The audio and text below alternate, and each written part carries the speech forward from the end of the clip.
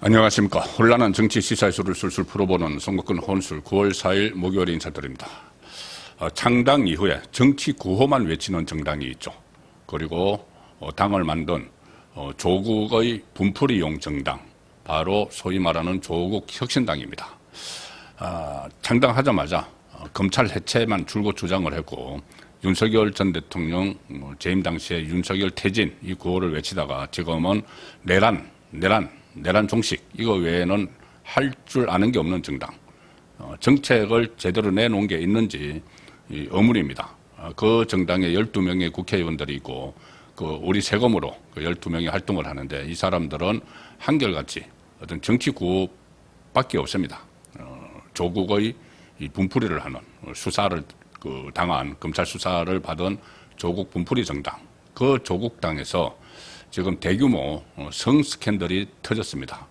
이게 꾹꾹 눌러왔는데, 처음 문제가 됐던 것이 벌써 4월 달입니다. 그동안 눌러왔는데 이게 마침내 폭발을 해버렸습니다. 조국당의 민낯이 지금 그대로 드러나는데, 좌파의 특성 중 하나가 이 성인지 감수성 부족하다는 거죠. 그리고 성도덕성, 이게 상당히 문란하다. 이런 것들은 저도 학교 다닐 때부터 많이 들었던 이야기인데, 이 좌파 정당을, 극좌파 정당을 표방하는 조국당에서 이 성 스캔들이 터졌습니다.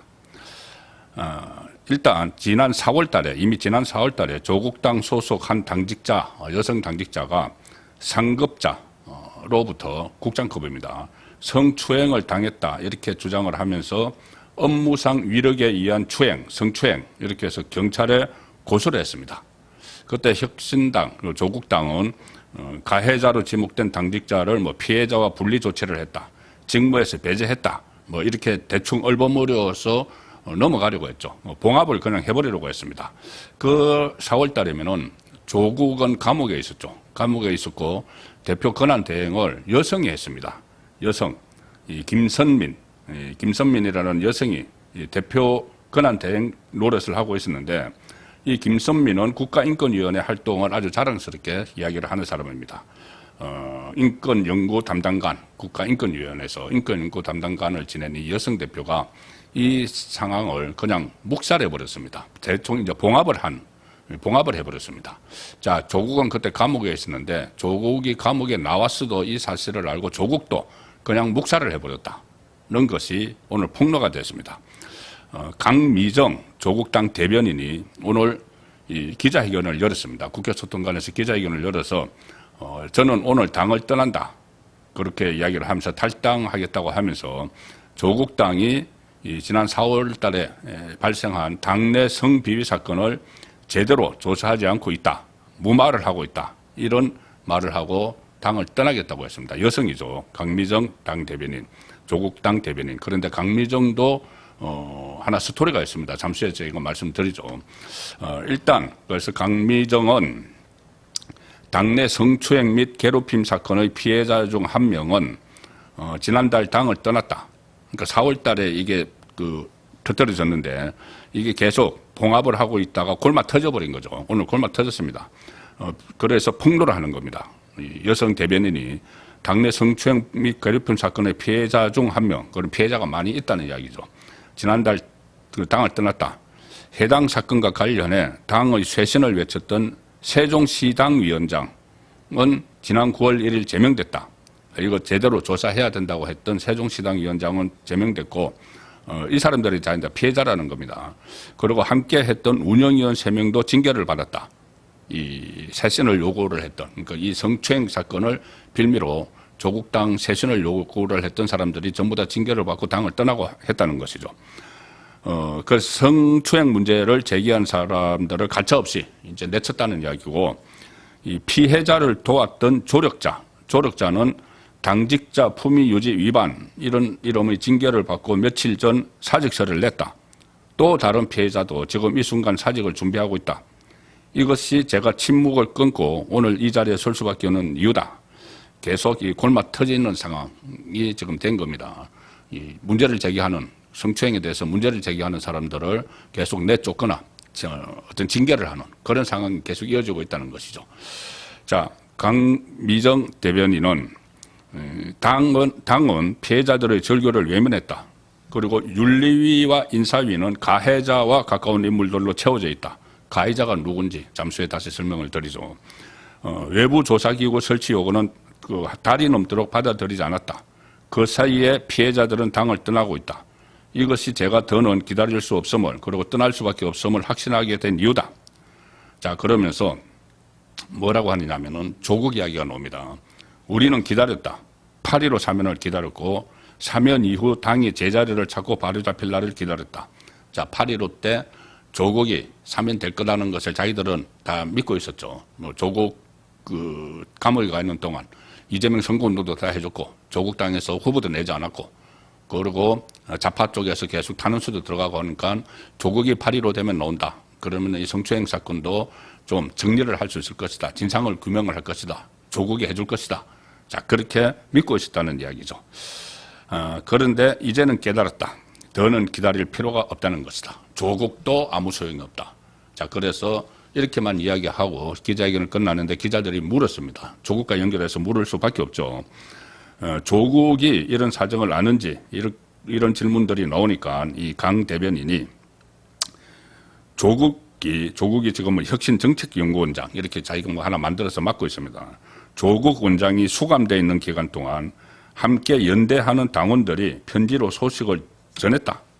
그러니까 당원들이 이런 문제가 발생을 했다고 소식을 다 전했다는 겁니다. 작년 12월 달에 구속됐으니까 4월 달에 이제 문제가 터졌으니까는 당원들이 조국도 알아야 된다 해서 감옥으로 막 편지를 보냈다는 것이죠. 감옥 안에 있을 때.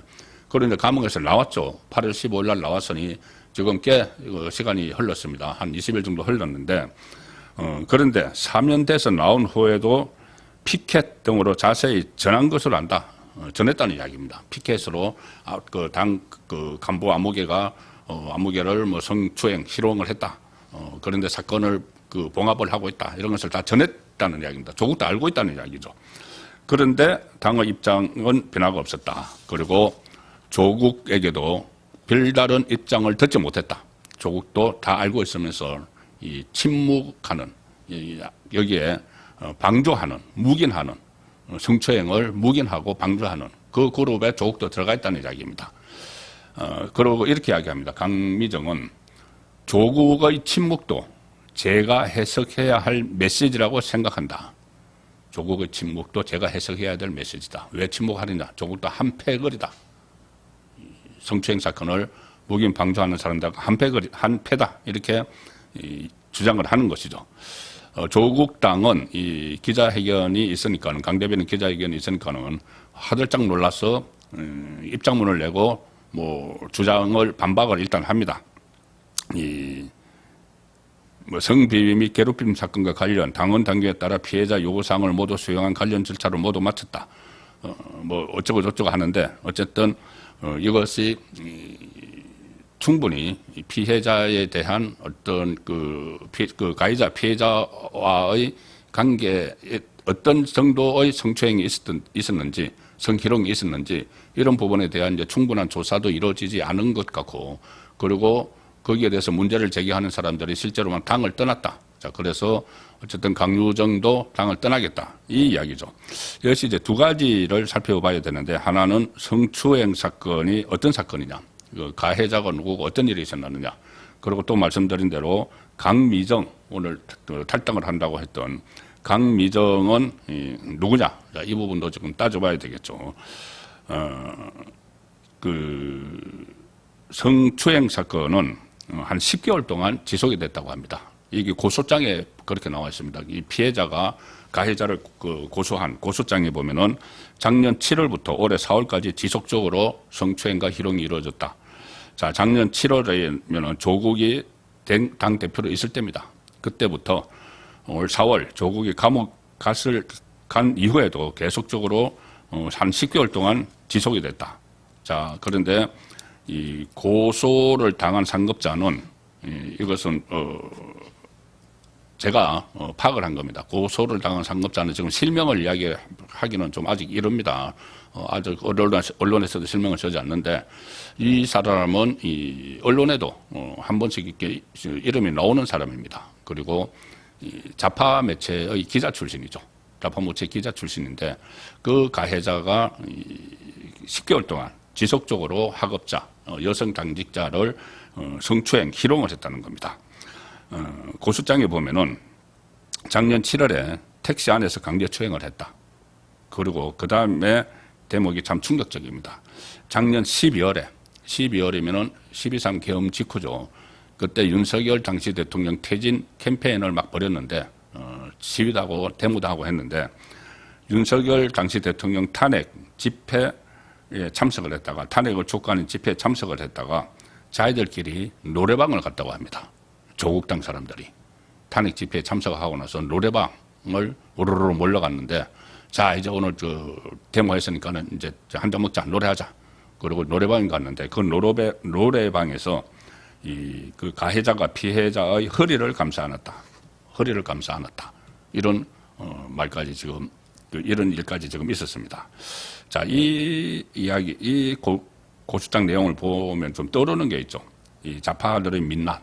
그때 2000년에 그때 5.18 전야제를 강조해서 하면서 그 NHK 새천년 NHK 룸사롱 가라오케 거기서 일어났던 일 룸사롱인데 거기에 김민석, 송영길, 우상호, 임종석 이런 사람들이 여성 종업원들과 어울려서 막 노래를 부르고 5.18 전야제에 그렇게 엄숙하다고 하는 그 자리에서 여성 종업원들과 같이 어울려서 춤판을 벌이는 그것을 그때 임수경 씨가 보고 나서 폭로를 해서 알려줬죠.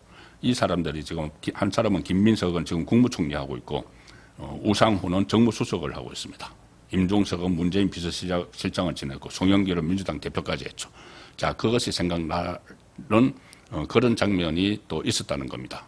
윤석열 전 대통령 퇴진 집회를 하고 나서 뒤풀이 한다고 노래방 가서 거기서 상급 당직자가 하급 당직자의 허리를 감싸 안았다. 그리고 심지어 무슨 뭐 삼보일배라는 걸 하면서 윤석열 정권 퇴진하라. 삼보일배라는 걸 하면서 그 하급자가 여성 하급자가 앞에 가고 이 남성 상급자 가해자가 뒤를 가면서 그 뒷모습을 보고 여성 그 하급자의 뒷모습을 보고 또 뭐 입에 제가 웅겨 들으기조차 민망한 그런 성희롱을 했다. 뒷모습을 보고 성희롱을 했다. 자, 그런 내용들도 공소장에 들어가 있습니다. 자, 그런데 이렇게 상당히 심각한 건데 이걸 당에서는 그냥 사실상 묵살을 했다는 게 강미정 대변인의 주장이죠. 자, 근데 강미정 대변인 아마 이름을 좀 들어보신 분도 있을 겁니다. 누구냐 하면은 그 전에 이재명이 자기 대표 시절에 대북 송금 사건 그리고 이 경기도 법인카드 유용 사건을 수사하던 수원지검의 지휘 검사, 수사 지휘 검사 이정섭 수원지검 2차장을 그때 탄핵을 추진을 한 적이 있죠. 수사 방해를 위한 탄핵인데 그걸 탄핵을 하려면 뭔가 이유가 있어야 되니까 그때 이 찍어내기 이정섭 찍어내기에 동원된 인물이 바로 이 강미정입니다. 그때 강미정이 바로 이정섭 수원지검 2차장 검사의 처남댁이다. 아나운서 출신이다. 강미정은 아나운서 출신 이정섭의 처남댁이다. 그러니까 강미정의 신우 남편이 이정섭인 거죠. 그런데 강미정은 그때 자기 남편하고 이혼 소송 중이었는데 그때 김어준 방송 같은 곳에 나와서 좌파 방송에 나와서 폭로를 합니다. 뭐냐 하면은 자기 처남 이정섭의 처남댁인데 그러니까 자기의 신우 남편인 이정섭이 여러 민원들을 이정섭 검사님이 해결을 했다. 심지어 자기 남편 마약 사건 같은 것도 뭐 무마를 했다. 자기 이혼 소송 중인 남편의 마약을 했는데 그걸 무마를 했다. 이런 식의 폭로를 했죠. 그리고 나중에 이것들이 진실인 것으로 밝혀지지 않았습니다. 나중에 그 탄핵은 그 헌재에서 기각이 됐었죠. 그리고 그 이정석 검사가 수사 대상자인 재벌그룹 부회장으로부터 리조트 접대를 받았다. 그런 이야기들을 했던 거 아마 기억을 하실 겁니다. 바로 그 사람입니다.